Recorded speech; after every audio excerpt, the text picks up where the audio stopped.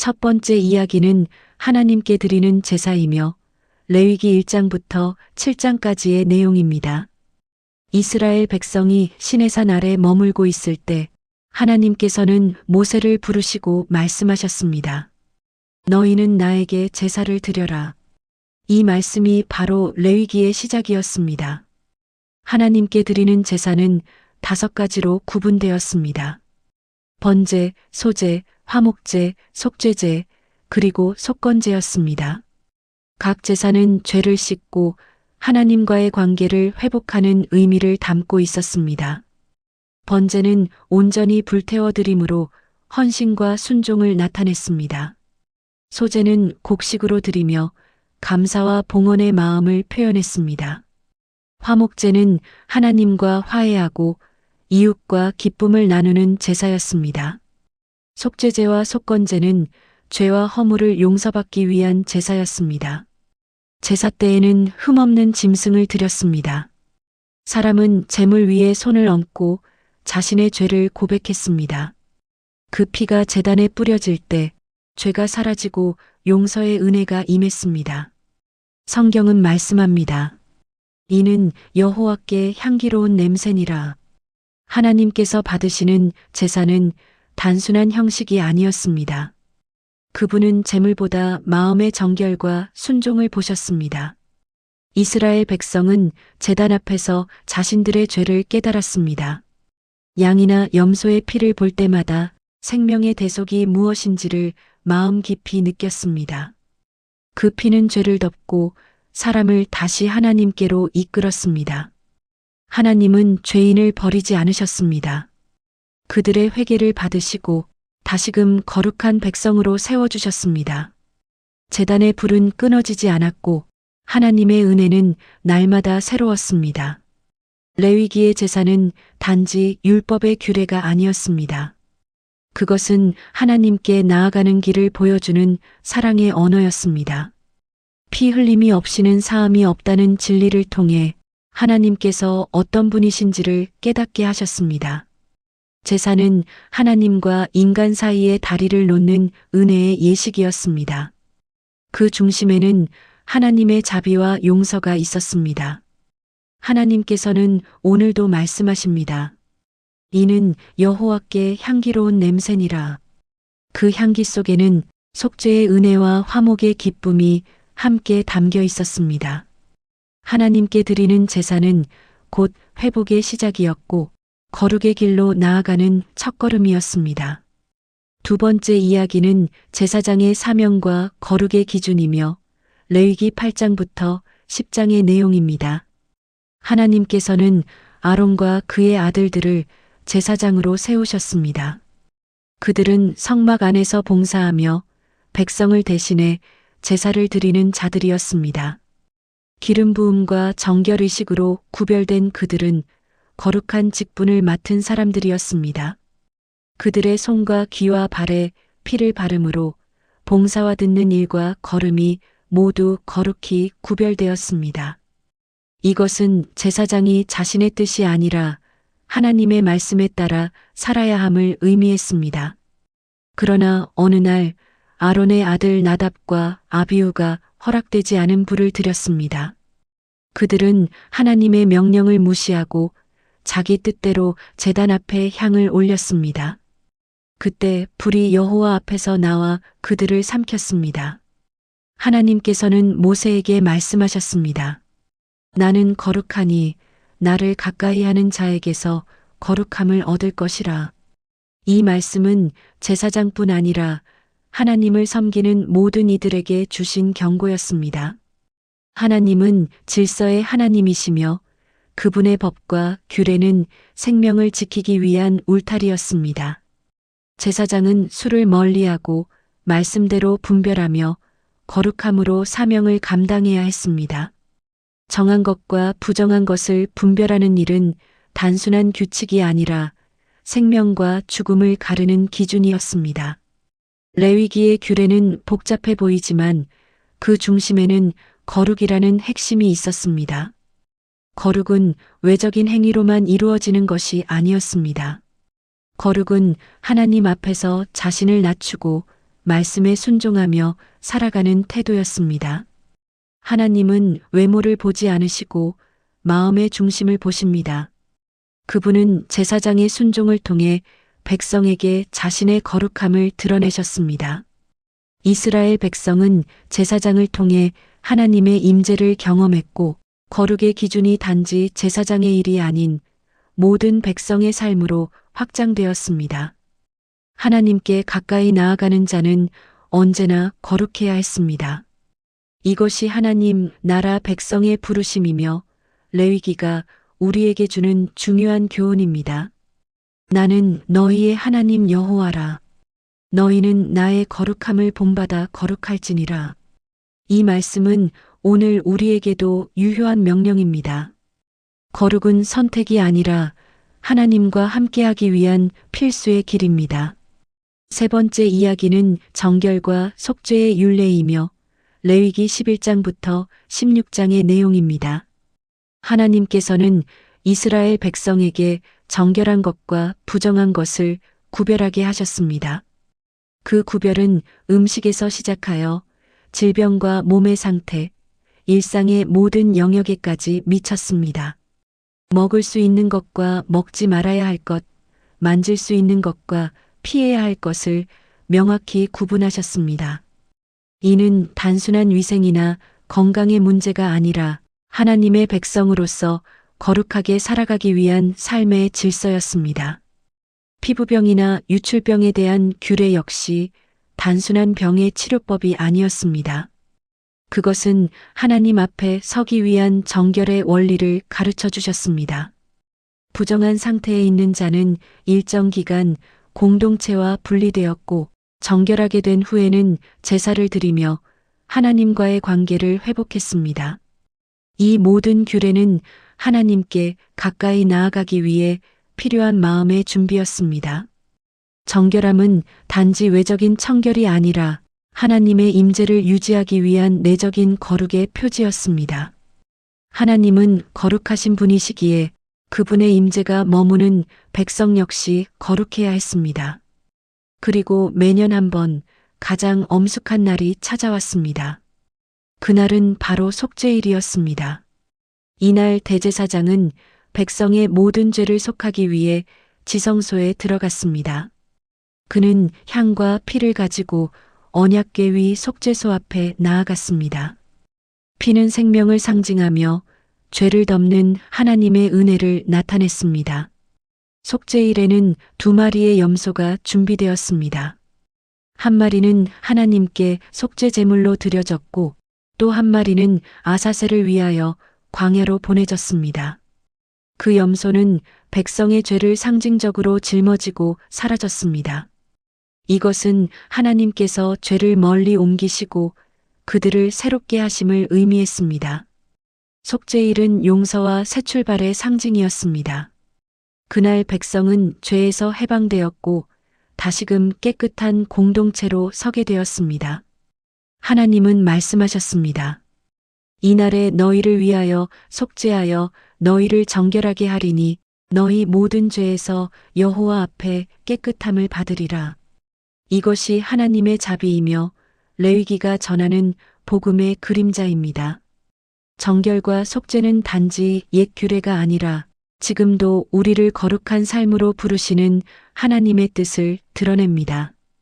하나님은 죄를 기억하지 않으시고 회개하는 자를 깨끗하게 하시는 분이십니다. 너희는 나의 거룩함을 본받아 거룩할지니라. 이 말씀은 오늘을 사는 우리 모두에게 주시는 하나님의 부르심입니다. 네 번째 이야기는 거룩한 생활의 법이며 레위기 17장부터 22장의 내용입니다. 하나님께서는 이스라엘 백성에게 제사만이 아니라 삶의 모든 영역에서 거룩을 실천하라고 명령하셨습니다. 거룩은 예배당 안에서만 지켜야 할 의식이 아니라 매일의 삶 속에서 하나님 앞에 서는 태도였습니다. 하나님께서는 피를 먹는 일을 금하셨습니다. 육체의 생명은 피에 있음이라. 내가 그 피를 너희에게 주어 제단에 뿌려 너희의 생명을 속하게 하였나니 피가 생명으로 속죄하느니라. 이 말씀은 피가 단순한 음식이 아니라 하나님께 속한 생명의 상징임을 보여줍니다. 또한 하나님은 성적인 부정과 우상 숭배, 모든 악한 행위를 엄히 금하셨습니다. 이는 이방의 풍습을 따르지 말고 거룩한 백성으로 구별되어 살라는 뜻이었습니다. 너희는 내가 거룩하니 너희도 거룩할지니라. 이 말씀은 단순한 명령이 아니라 하나님의 백성으로서의 정체성을 선언한 약속이었습니다. 하나님께서는 사회적 약자에 대한 사랑도 명령하셨습니다. 너희 밭을 거둘 때에 모퉁이까지 다 거두지 말며 떨어진 이삭을 줍지 말라. 그것을 가난한 자와 거류민을 위하여 버려두라. 이 말씀은 하나님께서 정의와 자비의 하나님이심을 보여줍니다. 가난한 자, 나그네, 고아와 과부, 장애인을 멸시하지 말고 그들을 긍휼히 여겨 도우라고 하셨습니다. 또한 하나님은 정직과 공의를 요구하셨습니다. 너는 도둑질하지 말며 거짓말하지 말며 이웃을 속이지 말라. 너는 재판할 때에 불의를 행하지 말며 가난한 자라고 두둔하지 말고 강한 자라고 두려워하지 말라. 이 말씀은 하나님의 거룩이 단지 예배의 문제가 아니라 사람과 사람 사이의 관계 속에서 실현되어야 함을 가르칩니다. 그리고 율법의 중심에 이 말씀을 두셨습니다. 내 이웃을 내 자신과 같이 사랑하라. 나는 여호와니라. 이 한 구절은 레위기 전체의 핵심이자 하나님 나라의 법을 요약한 말씀입니다. 하나님은 외적인 제사보다 공의와 사랑으로 살아가는 삶을 기뻐하십니다. 거룩은 단순히 제물을 드리는 행위가 아니라 하나님의 성품을 닮아가는 여정이었습니다. 레위기의 법은 복잡한 규칙이 아니라 사랑과 정의의 질서였습니다. 그분의 거룩함은 예배와 일상을 모두 감싸며 하나님의 백성이 세상 가운데 빛으로 살아가게 하는 원리였습니다. 너희는 나의 규례를 지켜 행하라. 나는 너희를 거룩하게 하는 여호와니라. 이 말씀은 오늘날 우리에게도 동일하게 울려 퍼지는 하나님의 부르심입니다. 다섯 번째 이야기는 제사장 규례와 절기의 의미이며 레위기 23장부터 25장의 내용입니다. 하나님께서는 제사장들에게 특별한 규례를 주셨습니다. 그들은 성막에서 봉사하며 백성을 대신하여 하나님 앞에 서는 자들이었습니다. 따라서 제사장은 몸과 마음이 모두 정결해야 했습니다. 죽은 사람의 시신을 만지거나 부정한 음식을 먹는 일도 금지되었습니다. 그들의 삶은 백성의 본이 되어야 했고 하나님 앞에서 흠없는 중보자로 서야 했습니다. 하나님께서는 또한 제사장이 드리는 제물에도 흠이 없어야 한다고 명하셨습니다. 너희는 눈먼 것이나 상한 것, 지체가 빠진 것을 드리지 말라. 이 말씀은 하나님께 드리는 예배가 형식이 아니라 진심과 정결함으로 드려야 함을 보여줍니다. 이어 하나님께서는 이스라엘 백성에게 절기를 주셨습니다. 절기는 단순한 기념일이 아니라 하나님과 동행하는 시간의 질서였습니다. 안식일은 모든 노동을 멈추고 창조의 완성과 쉼을 기억하는 날이었습니다. 엿새 동안은 일하고 일곱째 날은 안식일이니 이는 여호와께 거룩한 안식이니라. 유월절은 애굽에서 해방된 구원의 날이었습니다. 문설주의 피를 바른 그 밤을 기억하며 하나님께서 구원하신 은혜를 되새기는 절기였습니다. 무교절은 죄와 옛삶을 떠나는 결단의 절기였고 초실절은 첫 열매를 드리며 감사하는 날이었습니다. 오순절은 추수의 기쁨을 나누는 절기였습니다. 나팔절은 새해를 알리며 회개의 나팔을 불어 영혼을 깨우는 날이었습니다. 속죄일은 대제사장이 지성소에 들어가 온 백성의 죄를 속죄하는 가장 거룩한 날이었습니다. 이날에 너희를 위하여 속죄하여 너희를 정결하게 하리니 너희는 모든 죄에서 여호와 앞에 정결하리라. 초막절은 광야의 여정을 기억하며 하나님께서 함께하신 은혜를 감사하는 절기였습니다. 이스라엘 백성은 초막에 거하며 그분의 보호와 인도하심을 찬양했습니다. 이 모든 절기는 단순한 명절이 아니었습니다. 그것은 하나님께서 행하신 구원을 기념하고 그분의 백성이 신앙의 리듬 안에서 살게 하는 은혜의 시간이었습니다. 절기를 지키는 것은 단순한 의무가 아니라 감사와 순종으로 하나님과의 관계를 새롭게 하는 예배였습니다. 하나님께서는 말씀하셨습니다. 너희는 나의 절기를 지키고 나의 성소를 경외하라. 나는 여호와니라. 이 말씀은 시간과 삶의 모든 순간을 하나님께 드리며 사는 신앙의 본질을 가르쳐 주셨습니다. 절기는 기억의 예배여 순종의 시간이며 하나님과 다시 동행하는 거룩한 약속이었습니다. 여섯 번째 이야기는 서원과 기업, 그리고 성소의 질서이며 레위기 27장과 관련 규례의 내용입니다. 하나님께서는 백성에게 서원과 헌물의 규례를 주셨습니다. 사람이 하나님께 드릴 것을 서원할 때에는 신중히 마음을 정해야 했습니다. 그분께 드린 것은 반드시 갚아야 했으며 거짓이나 게으름이 있어서는 안 되었습니다. 서원은 단순한 약속이 아니라 하나님과의 신뢰를 나타내는 삶의 표현이었습니다. 땅과 소유도 하나님께 속해 있음을 백성에게 알리셨습니다. 희년에는 모든 것이 제자리로 돌아갔고 억눌린 자가 자유를 얻고 빚진 자가 해방을 경험하였습니다. 하나님께서는 희년을 통해 은혜와 회복을 보여주셨습니다. 그분의 뜻은 정의와 회복이 함께 이루어지는 사회였습니다. 하나님께서는 또한 11조와 헌물을 통해 백성이 감사와 신뢰를 표현하게 하셨습니다. 백성은 자신이 가진 것을 하나님께 드리며 하나님께 모든 것이 속함을 고백하였습니다.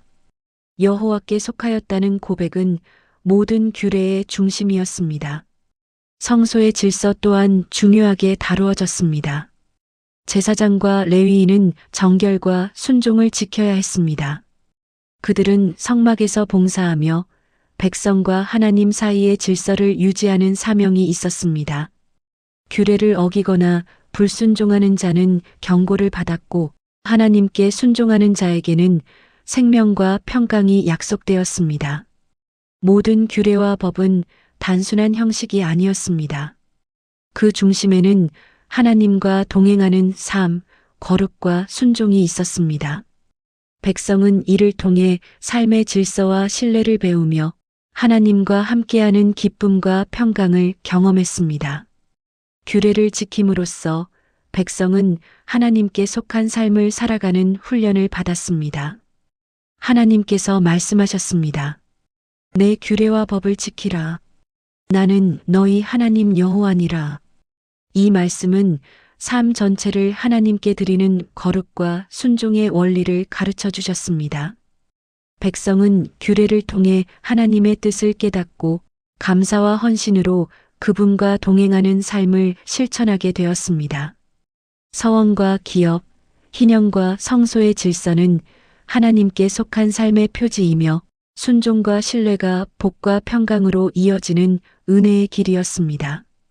일곱 번째 이야기는 광야로 나아가는 백성의 여정이며 민수기 1장부터 시작되는 내용입니다. 이스라엘 백성은 시내산을 떠나 광야로 향했습니다. 하나님께서는 모세에게 각 지파의 인구를 세라고 명령하셨습니다. 그렇게 각 지파의 진영이 정해지고 질서가 세워졌습니다. 레위인은 성막을 맡아 봉사하며 백성을 하나님께 연결하는 역할을 수행하였습니다. 백성은 구름 기둥과 불 기둥을 따라 움직였습니다. 낮에는 구름 기둥이 그들을 가리며 인도하였고 밤에는 불 기둥이 길을 밝혀주셨습니다. 그들은 하나님의 임재를 눈으로 확인하며 광야를 행진했습니다. 그러나 여정은 쉽지 않았습니다. 백성은 자주 불평하고 원망하며 하나님께 불순종하였습니다. 고기와 물이 부족하면 불평했고 만나를 싫어하며 애굽을 그리워하였습니다. 하나님께서는 메추라기를 내려주셨지만 그들의 탐욕과 불평을 경계하셨습니다. 광야의 길은 믿음의 학교와 같았습니다. 하나님은 순종을 가르치시고 백성을 정결케 하셨습니다. 순종과 믿음의 시험은 계속되었고 백성은 하나님의 말씀을 의지하며 나아가야 했습니다. 그들은 매일의 만남과 공급 속에서 하나님께 의지하는 법을 배웠습니다. 하나님께서는 구름 기둥과 불 기둥을 통해 늘 백성과 함께 하시며 그들의 길을 인도하셨습니다.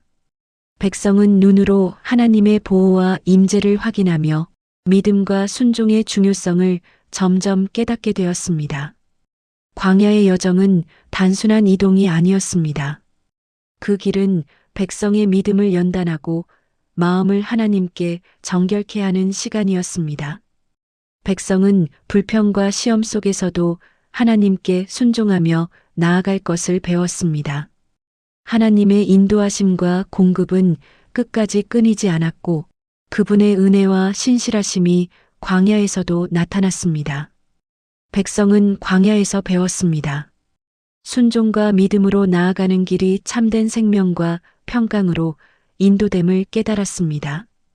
8번째 이야기는 불평과 반역으로 가득한 광야 여정이며 민수기 11장부터 20장의 내용입니다. 이스라엘 백성이 여호와의 귀에 악한 말로 원망했습니다. 여호와께서 들으시고 진노하셔서 불로 진영 끝을 사르셨습니다. 백성이 모세에게 부르짖자 모세가 여호와께 기도하니 불이 꺼졌습니다. 그러나 그들 중에 섞여 사는 다른 민족들이 탐욕을 부렸습니다. 이스라엘 자손도 다시 울며 말했습니다. 누가 우리에게 고기를 주워 먹게 하랴? 우리가 애굽에 있을 때에는 값없이 생선과 오이와 참외와 부추와 파와 마늘을 먹었거니 이제는 우리의 기력이 다하여 이 만나 외에는 보이는 것이 아무것도 없도다. 모세가 여호와께 아뢰었습니다. 어찌하여 주의 종을 괴롭게 하시나이까? 나 혼자는 이 모든 백성을 감당할 수 없나이다. 여호와께서 모세에게 말씀하셨습니다. 이스라엘 장로 중 70명을 모으라. 내가 강림하여 내게 임한 영을 그들에게도 임하게 하리니 그들이 너와 함께 백성의 짐을 담당하리라. 하나님께서는 백성에게도 말씀하셨습니다. 너희가 고기를 먹으리니 하루나 이틀이나 닷새나 열흘이나 20날만이 아니라 한 달 동안 먹어 코에서 넘쳐 싫어하기까지 먹으리라.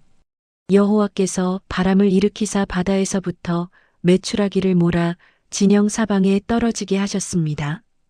백성이 일어나 그 온종일과 밤과 다음 날 종일토록 메추라기를 모았습니다. 그러나 고기가 아직 그들의 이새에 있을 때 여호와께서 백성에게 진노하사 심히 큰 재앙으로 치셨습니다. 그곳 이름을 기브롯 핫다아와라 불렀으니 탐욕을 낸 백성을 거기 장사하였기 때문입니다. 미리암과 아론이 모세의 구스 여인 아내 때문에 그를 비방했습니다. 여호와께서 모세와만 말씀하셨느냐? 우리와도 말씀하지 아니하셨느냐? 여호와께서 이 말을 들으셨습니다. 여호와께서 갑자기 모세와 아론과 미리암에게 말씀하셨습니다.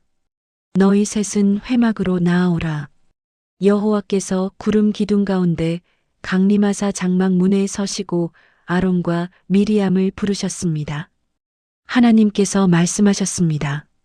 너희는 어찌하여 내 종 모세를 비방하기를 두려워하지 아니하느냐? 여호와께서 그들을 향하여 진노하시고 떠나시니 구름이 장막 위에서 떠났습니다. 미리암이 나병에 걸려 눈같이 되었습니다. 아론이 모세에게 말했습니다. 내 주여, 우리가 우매한 일과 죄를 범하였사오니 그 벌을 우리에게 돌리지 마옵소서. 모세가 여호와께 부르짖어 말했습니다. 하나님이여, 원하건대 그를 고쳐 주옵소서. 여호와께서 이르시되 미리암을 진영 밖에 이레 동안 가두게 하셨습니다. 백성은 미리암이 다시 들어오기까지 진행하지 않았습니다. 하나님께서 모세에게 말씀하셨습니다. 사람을 보내어 가나안 땅을 정탐하게 하라. 각 지파에 족장 한 사람씩 보내라. 12명의 정탐꾼이 40일 동안 그 땅을 정탐하고 돌아왔습니다. 그들은 에스골 골짜기에서 포도송이 한 가지를 베어두리 막대에 꿰어매고 왔습니다. 석류와 무화과도 가져왔습니다. 정탐꾼들이 보고했습니다. 그 땅은 과연 적과 꿀이 흐르는 땅입니다.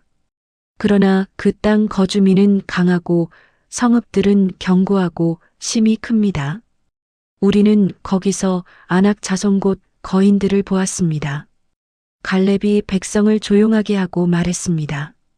우리가 곧 올라가서 그 땅을 취하자. 능히 이기리라. 그러나 함께 올라갔던 자들이 말했습니다. 우리는 능히 올라가서 그 백성을 치지 못하리라. 그들은 우리보다 강하니라. 그들은 이스라엘 자손 앞에서 그 땅을 악평했습니다.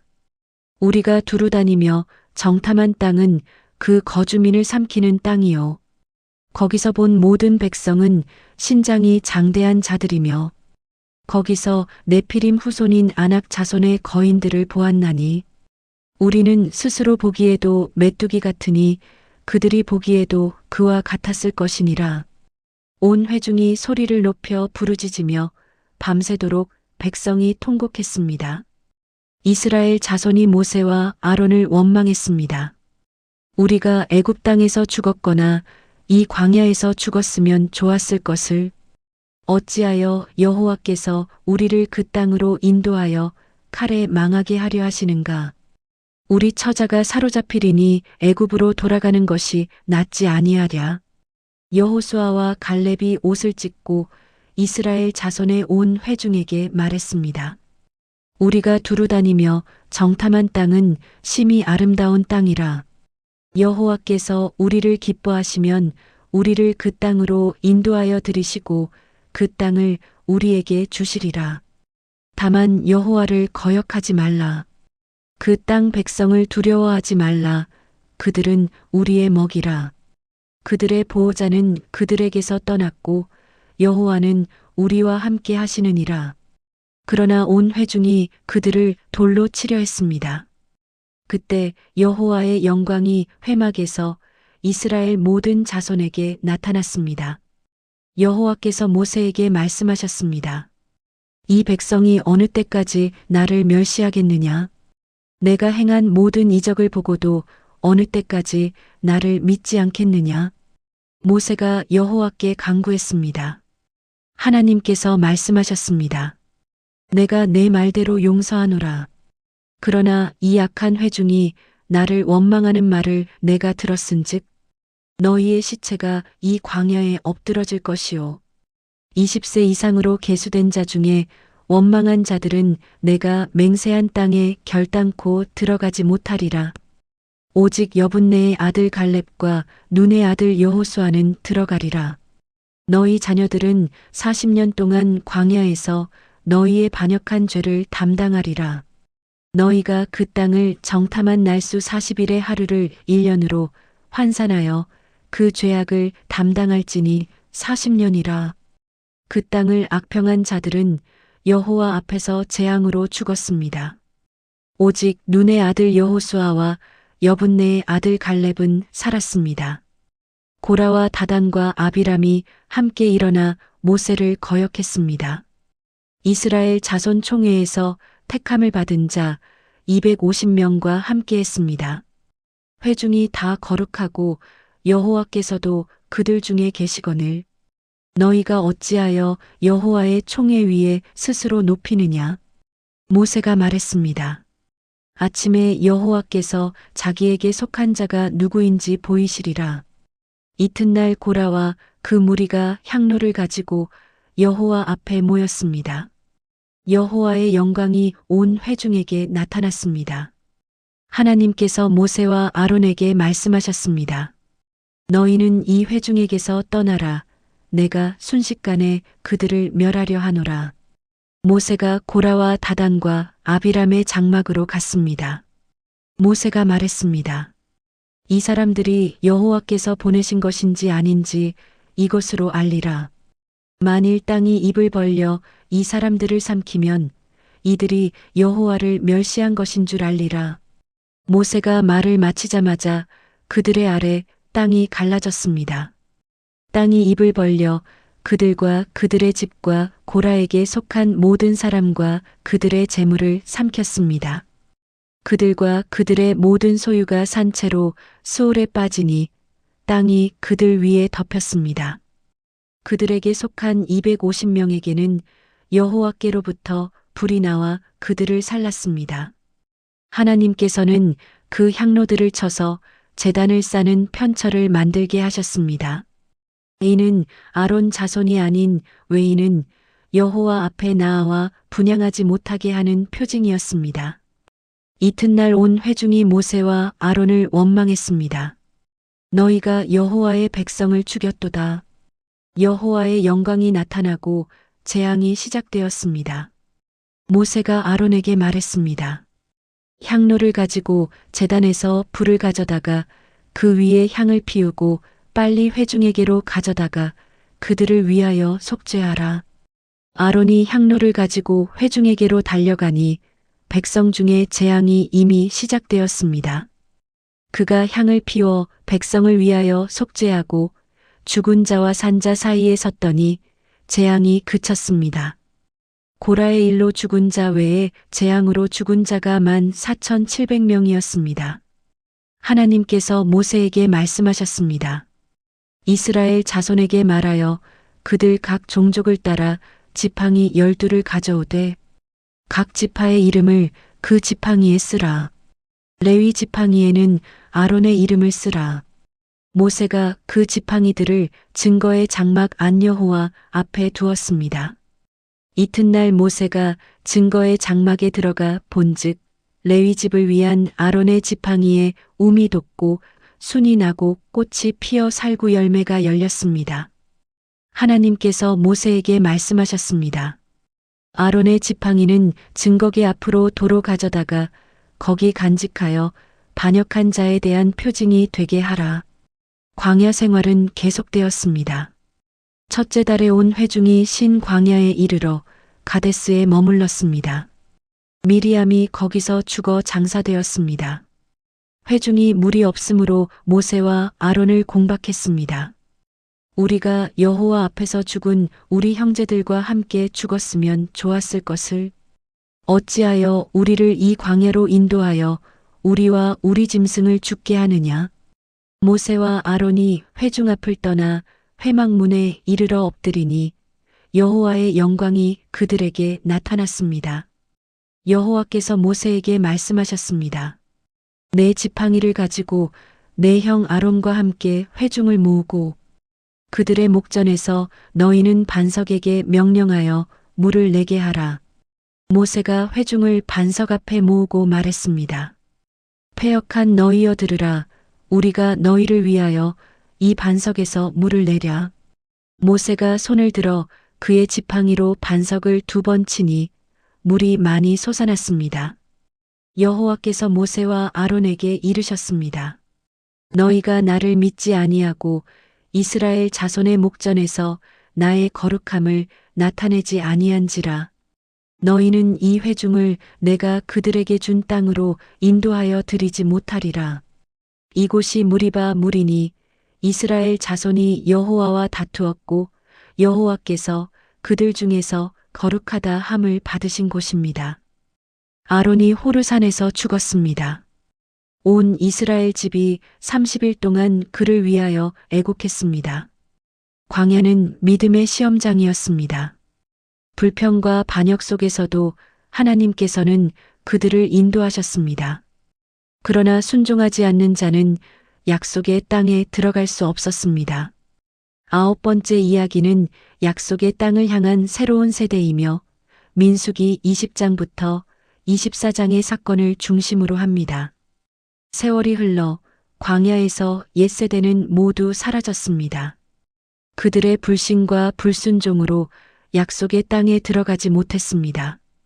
이제 새로운 세대가 요단강 앞에 서게 되었습니다. 모세는 백성에게 다시 율법을 상기시키며 하나님의 말씀을 가르치셨습니다. 너희는 여호와의 말씀을 기억하며 순종하라. 하나님께서 행하신 기적과 인도하심을 늘 기억하라고 권면하셨습니다. 그러나 새로운 세대도 완전하지 않았습니다.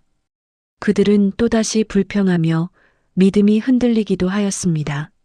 하나님은 그들의 불신에도 인내로 다스리셨습니다. 모세는 반석을 처물을 내었지만 말씀대로 행하지 않아 책망을 받았습니다. 그 사건은 순종의 중요성을 다시금 일깨워 주었습니다. 백성이 광야에서 불뱀에 물릴 때 하나님께서는 구원의 방법을 보여주셨습니다. 모세는 놋뱀을 만들어 장대 위에 달았습니다. 바라보는 자는 살리라. 이 말씀은 믿음으로 살아가는 구원의 예표가 되었습니다. 백성은 놋뱀을 바라보며 하나님께서 주신 생명을 경험하였습니다. 모압 평지에서 발락과 발람의 사건이 이어졌습니다. 발락 왕은 이스라엘을 저주하려 하였지만 하나님께서 발람에게 말씀하셨습니다. 하나님은 발람을 통해 오히려 축복의 말씀을 선포하게 하셨습니다. 하나님의 뜻은 사람의 욕심이나 계획으로 꺾일 수 없었습니다. 백성은 하나님의 신실하심과 보호하심을 다시금 확인하였습니다. 광야에서 훈련받은 새로운 세대는 이제 믿음과 순종으로 나아가야 했습니다. 하나님은 늘 인내하시며 순종하는 자를 붙드시고 보호하셨습니다. 백성은 지난 세대의 실패를 마음에 새기며 믿음과 순종으로 약속의 땅을 바라보았습니다. 하나님의 뜻과 약속은 반드시 이루어진다는 사실을 배웠습니다. 이스라엘 백성은 하나님께서 주신 구원과 인도하심을 기억하며 순종과 믿음으로 살아갈 결심을 새롭게 하였습니다. 그들의 눈앞에 펼쳐진 요단강은 믿음과 순종으로 나아가는 새로운 시작을 상징하였습니다. 하나님과 동행함이 가장 안전하고 복된 길임을 깊이 깨달았습니다. 10번째 이야기는 회고와 권면이며 광야의 여정을 마친 후 하나님과의 동행을 중심으로 합니다. 광야의 세월이 끝나고 모세는 백성을 향해 축복의 말씀을 전하셨습니다. 여호와께서 너희를 애굽 땅에서 인도하여 내신 일을 기억하라. 백성은 고개를 숙이고 지난 길을 돌아보며 하나님의 신실하심을 마음에 새겼습니다. 레위기와 민수기를 통해 그들은 거룩과 순종의 훈련을 받았습니다. 하나님은 질서의 하나님이시며 거룩의 근원이심을 깨닫게 하셨습니다.